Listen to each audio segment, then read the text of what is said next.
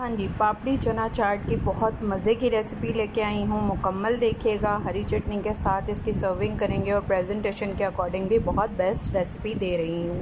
बिस्मिल्लाहिर्रहमानिर्रहीम। अस्सलामुअलैकुम। हुज़ैफ़ा's किचन में सबका वेलकम है। आज मैं लेके आई हूँ आप लोगों के लिए पापड़ी चाट की जो है वो रेसिपी, पापड़ी चना चाट, आलू चाट।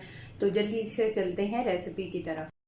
जी, तो सबसे पहले मैंने ऑयल को जो है वो गरम कर लिया है और इसमें रोल पट्टी डाली है। ठीक है, इसको मैं फ्राई कर लूँगी।